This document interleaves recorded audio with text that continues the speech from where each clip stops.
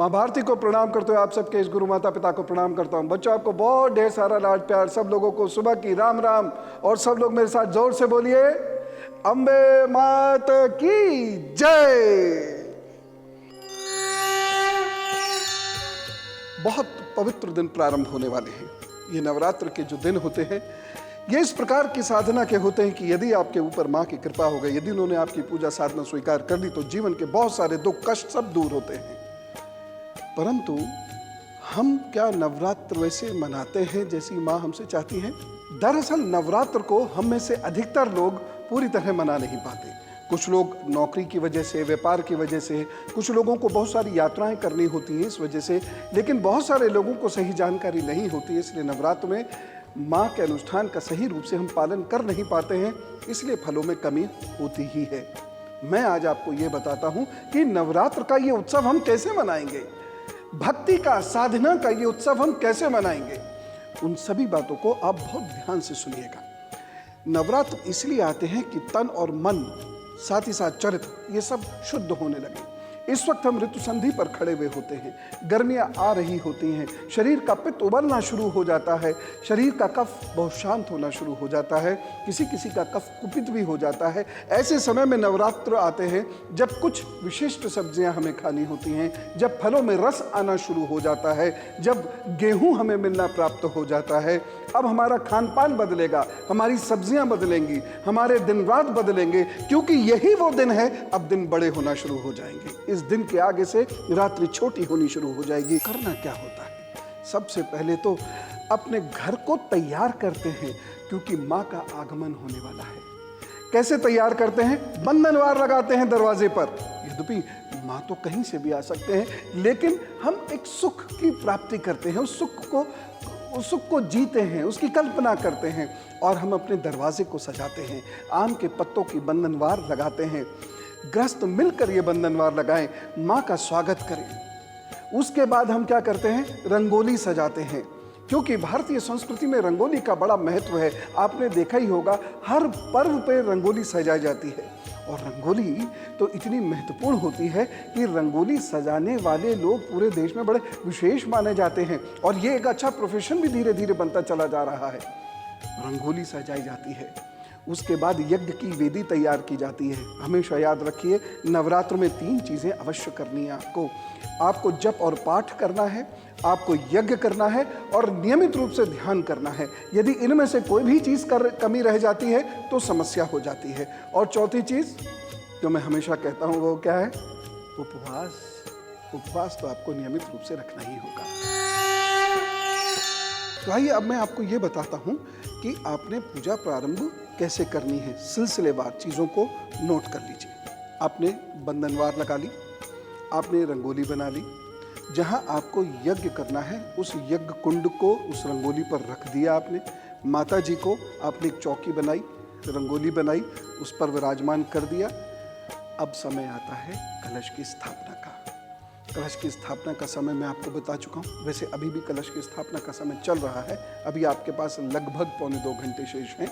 कलश की स्थापना कर लीजिए। ओम तत्वाजामि ब्रह्मणा वन्दमानस्तदा शास्ते जजमानो हविर्वे अहेडमानो वरुणे हवोद्युरुषगो समान आयु प्रमुखे ओम सुजातो ज्योतिगा सहस्रम वरुथमास स्वाहा वासो अग्रे विश्वरूपगो संव्ययसु विभावस। कलश की स्थापना के साथ साथ आपको खेतरी बोनी है। ये बहुत महत्वपूर्ण है। खेतरी आप ज़रूर उसमें डाल दीजिएगा। और हाँ, एक चीज़ मैं आपसे ये कहना चाहूँगा, बहुत सारे लोग बहुत वहम करते हैं कि यदि उनकी खेतरी बहुत अच्छे से बढ़ती नहीं है, सूख जाती है, तो कहते हैं कोई दुर्भाग्य आने वाला है। ऐसा कुछ नहीं है। हो सकता है मिट्टी मुफीद ना हो सकता है समय पर जल ना हो सकता है जल ज़्यादा गिर गया हो सकता है कमरे के अंदर घुटन ज़्यादा रहती हो, हवा ना मिल पा रही हो। अनेक उसके कारण होते हैं, वहम मत कीजिएगा। एक कार्य यदि आप कर सकते हैं मेरे कहने से तो बड़ा अच्छा है। अखंड ज्योत जलाकर देखिए, ये बड़ी महत्वपूर्ण है। वैसे तो माँ की पूजा सिर्फ माँ के लिए करनी चाहिए, लेकिन फिर भी यदि मन में आपके कोई बड़ा द्वंद्व है, कोई बड़ा कष्ट है आपको, तो उसके लिए ये अखंड ज्योत जलाइए और अखंड ज्योत जलाकर उसको आपको पुष्पित भी करना होता है, पल्लवित भी करना होता है, उसको आगे बढ़ाना भी होता है। ये ध्यान रखिएगा। प्रारंभ कर दी आपने और फिर 9 दिन तक आपने उसका हालचाल भी नहीं पूछा, ऐसा नहीं होना चाहिए। उसको दिन भर वो जलती रहे, 9 दिन तक लगातार जलती रहे, इसका प्रयत्न आपने करना होगा। इसलिए संकल्प लीजिए और ज्योत प्रज्वलित करिए। नवरात्र के पहले दिन जो प्रार्थना होती है वो माँ शैलपुत्री की प्रार्थना होती है। तो आपको माँ शैलपुत्री की प्रार्थना करनी है। माँ पार्वती की प्रार्थना भी आप कर सकते हैं। श्वेत रंग के वस्त्र पहने, श्वेत रंग का आसन बिछावें और आप जो मंत्र मैं आपको बताऊंगा उस मंत्र से जप करना प्रारंभ करें। इस जप के उपरांत आपने पाठ करना है। किसका? दुर्गा सप्तशती का। कैसे? आज आप प्रथम अध्याय और 13वां अध्याय पढ़ेंगे।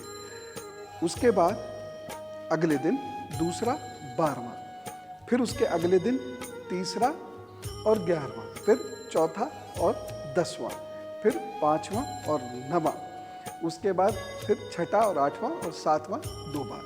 इस प्रकार आपने प्रतिदिन दुर्गा सप्तशती के अध्याय पढ़ने होंगे। एक विधि तो है ये।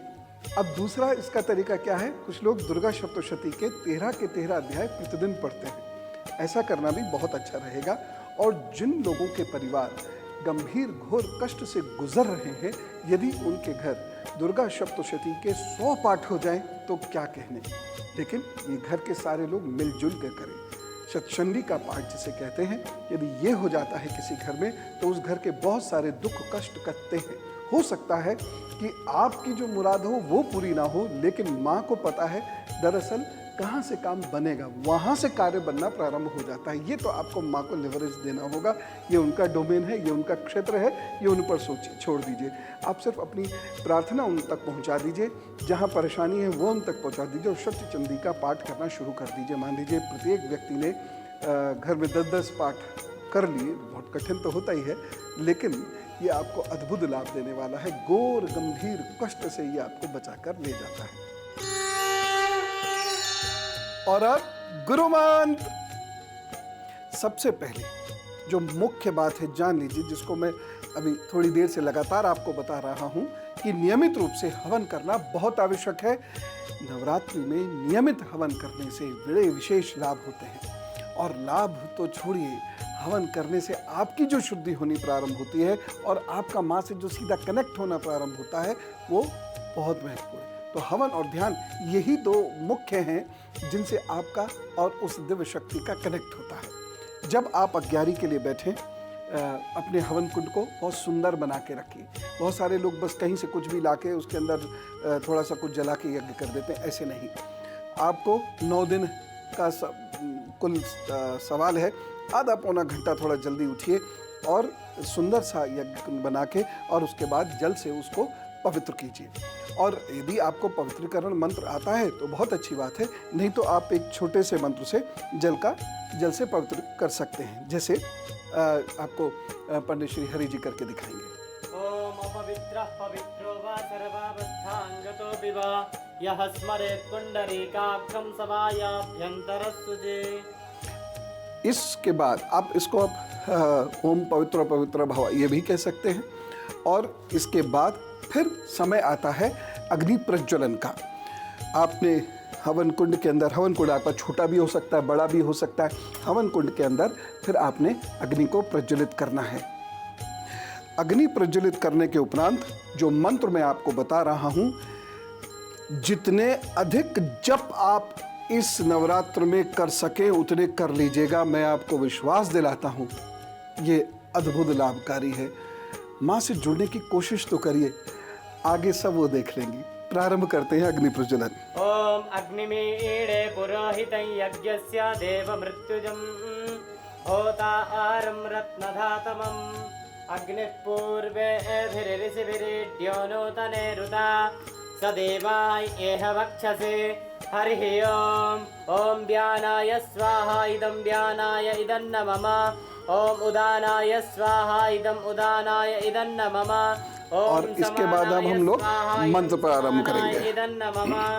ओम ऐं ह्रीं क्लीं नमश्चंडिकायै स्वाहा। ओम ऐं ह्रीं क्लीं नमः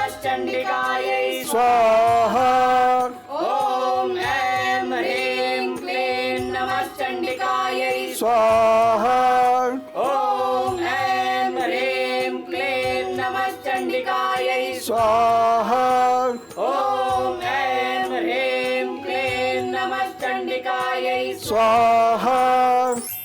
जब भी आप आहुति डालें तो हमेशा याद रखें, इसे मृग मुद्रा कहते हैं, यानी आपको अपनी तर्जनी और कनिष्ठा ये बाहर रखनी है और इन दोनों यानी मध्यमा और अनामिका और अंगूठे का प्रयोग करते हुए समिधा को इस प्रकार से पकड़ना है और इसको बहुत आदर पूर्वक आपने अग्निकुंड में डालना है। यदि अग्निकुंड बड़ा है जैसे हमारे आश्रम का है तो आप इसको इस प्रकार से कर सकते हैं, छोटा है तो आप इस प्रकार से, लेकिन आदर से करिएगा। कुछ लोग ऐसे ऐसे करके फेंकना शुरू करते हैं, वो है अनादर है। तो ये 9 दिन उपवास रखना है, नियमित रूप से जप साधना आराधना करनी है, अर्गला स्तोत्र का पाठ करना ही करना है और आपको रात्रि काले मानुषीत काल का ध्यान अवश्य करना है और मंत्र वही ओम ऐं ह्रीं क्लीं नमः चण्डिकायै। जब आप आहुति करेंगे तो स्वाहा लगा दीजिएगा। इसी शुभकामना के साथ चलता हूँ। अम्बे मैया की जय।